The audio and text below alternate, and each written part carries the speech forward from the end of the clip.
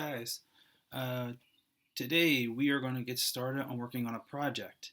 I'm going to give you extra time to work on it. This isn't going to be the normal 2-day assignment. I'll give you uh, some extra time. I'm not sure how much, but it will be that due date will be on Google Classroom, so check that out.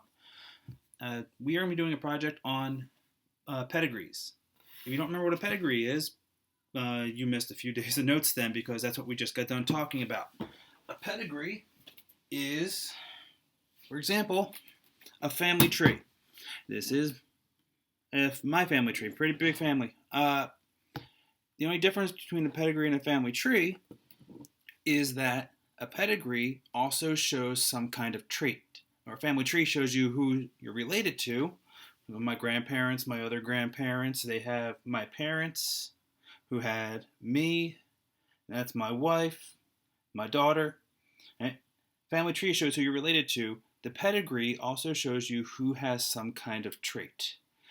And if you have the trait, you get filled in. I chose at random. I didn't actually pick a trait for this one, but pretending uh, loose earwax. That's gross and fun to think about. I said my grandmother here has it, my grandmother here has it, my grandfathers do not. They both gave it to my parents, so they both gave it to me, and I gave it to my daughter. Right. That would be the trait. Right. That's what you are going to do. So let's go through and take a look at the directions. You should have this paper you see in front of you on your Google Classroom. So we'll go through this together. Your directions are to create a pedigree based on your family. Use at least 3 generations, meaning generation 1 would be your grandparents, generation 2 would be your parents, aunts, and uncles, generation 3 would be you and your cousins. Feel free to do more generations if you feel like it, if you don't feel like you have a large enough family.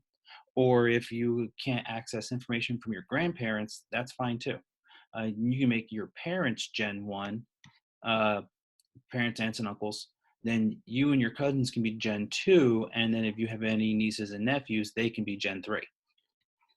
We are going to be using simple Mendelian traits, meaning they either have it or they don't have it. There's no blending involved, no codominance, no incomplete dominance, nice and easy. And the examples I gave you to choose from, you're not doing all of these. That's too much work. You're going to pick one. Uh, Straight hair versus widow's peak, the ability to roll your tongue or not, having attached or detached earlobes, hitchhiker's thumb, freckles or non-freckles, cheek dimples or no, or cleft chin or no. If you don't know what any of those are, look it up, find pictures. How are you going to find out if all of your family members have them or not? Well, you can call them, you can Zoom, you can FaceTime, text, whatever. If you can't get in contact with a relative or maybe someone passed away, talk to the relatives that you can get in contact with, ask about them. I'm not asking for a pedigree with every single family member that you've ever had, obviously, but get as many as you can. Uh, Maybe even try to find pictures, Facebook, Instagram, whatever you have. And I suggest asking about all of the traits. You get in contact with a family member, ask them about all of these, because you never know. Maybe you'd be asking about the cleft chin. I can't talk today. And turns out no one has it. Then you're going to start over from scratch with another one. So ask about all of them and pick the one that gives you the most information. All right. Only pick one of them. And if no one has a trait, don't use it. All right. You say, if no one in your family has freckles and you're going to mark off who has freckles, then you give me a blank pedigree. I can't grade that. All right. So pick one that people have. How are you going to make this pedigree? First off, refer to your notes. All right. We just went over what symbols mean, how they assemble, how to get together with them, with each other. Check out the symbols below, which I have. There's actually more symbols than I taught you. I figured I was already going to be confusing you enough, but this list is going to be very helpful. So we already know male and female. Sex undesignated means like that person, you know, a person exists, but you've never met them. You don't know what their sex is. Right? This isn't someone identifying as a different gender. That's different. This is biologically male or biologically female, and we don't know. This is adopted, right? Uh, because we're looking for genetics, and someone who's adopted would not be sharing the same genetics. Pregnancy, a person is going to be coming soon. Deceased, put a line through them if they're dead. If they have the trait, fill it in. If you figure out that they might be a carrier, or you actually figure out that they are a carrier, only half fill, right? We've talked about those. Carrier for an X-like trait we didn't really talk about. I just always said if you have it, fill it in. If you don't, and that's fine as well. We're not going to worry about these anyway. This would be non-Mendelian. We know a mating pair. This is new. Consanguineous mating means incest. Hopefully you don't have any of that in your family tree. Siblings mean you're related and you're connected with a bracket. We talked about that one. We're not going to worry about numbering the children in that way. We always write it underneath for ours. We're just going to continue doing that. This is divorced, and that's important because if you look down here, two matings, meaning these two are together, they're divorced or separated, and now this woman is with this man, so she could have kids with this dude, and they should have kids with this dude. So that's going to be something that happens. Miscarriage. I'm not going to ask you guys to put that because that's sensitive information for a school project. You don't have to dig that deep. Fraternal twins, meaning not identical, and identical twins. So instead of bracketing it like this, you would bracket it like this. And then if you had another sibling who was not one of the twins, straight bracket down from there, over and down. Identical twins are going to get a line across. This does not mean mating. It just means they're identical. No offspring. Again, I'm not going to ask you to do that. Leave that one blank. Just don't give them any kids. This one is for doctor's use. Don't worry about that either. And we already talked about this one. All right. Those are your symbols. Feel free to go back to this as many times as you need to. Again, go back and cross out this one and this one and this one. I'm not asking you to use. And our numbers are going to be underneath. All right. And then refer to my example. That will be coming up actually right now. Right, I'm doing this in high speed. Just try to follow along. I find that it's much easier to start with yourself. So I did myself and my wife. Obviously, you don't have spouses. And I added my sister and her spouse. And then I went up and added my parents. Now I'm adding my aunts and uncles and then their kids. So I do each aunt or uncle and then their kids. And then I move on to the next kid in their family, to the next kid in their family.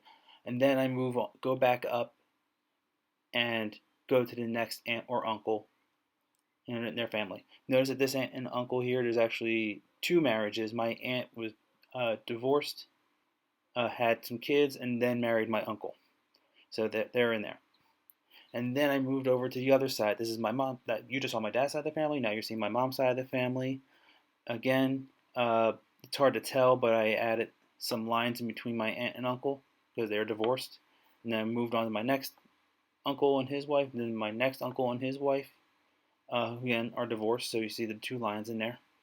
And then I moved all the way up and went to my grandparents because they're easier to add.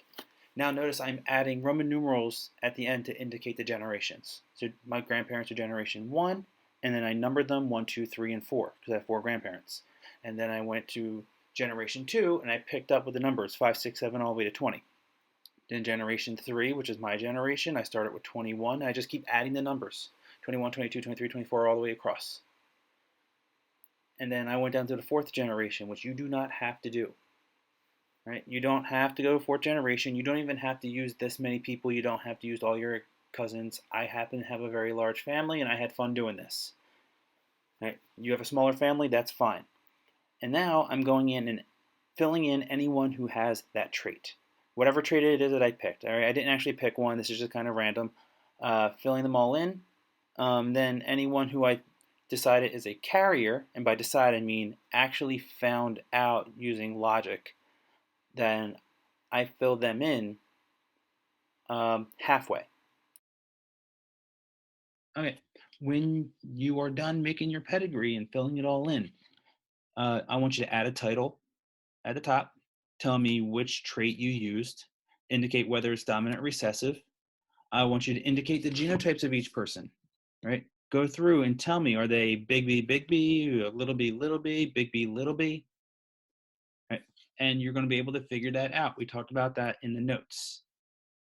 Sometimes you're not going to be able to figure out that second allele, which is fine. You know, you don't always have all of the information on a pedigree. So if you can't do that, if it's impossible to tell, put a question mark, right? In this case, being able to roll a tongue, that's a dominant trait, so we know the person has a big T, but we don't know if that second allele is also a big T or if it's a recessive little t for not rolling your tongue. So question mark is fine for that. But make sure, because if I can figure out what it is, I'm marking you wrong. So make sure it's absolutely impossible to figure out. You don't have any way of knowing. All right. I also want to see a Punnett square on here. Just one. Pick a couple. All right. It can be your parents. It could be an aunt and uncle. I don't care who. It could be like your sibling and their spouse, whatever. Just any couple that you know their genotypes, so no question marks. Pick known genotypes and give me a Punnett square and show me what the possible offspring would be for that couple. Now, how are you going to do this? How are you going to submit this? You can draw your pedigree in person. You do it on paper, whiteboard. Like my example was on a whiteboard, like from a classroom. Poster board, piece of cardboard for all I care, whatever you got laying around. If you run out of room on there and you can't erase it, just add another piece of paper to it, tape it on, and keep going. When you're done, I want you to take a picture, upload it to Google Classroom. Your phone should have a camera. Your whatever device you're using may have a camera. At this day and age, everyone has a camera. If you also have the option to use a program on your laptop or device, you may have an art program where you can draw things. Be my guest, use that, take a screenshot, send it over. All right. And that is it. If there are any questions, feel free to contact me. Google Classroom, email, come to my office hours during a Zoom. All right. Good luck, guys.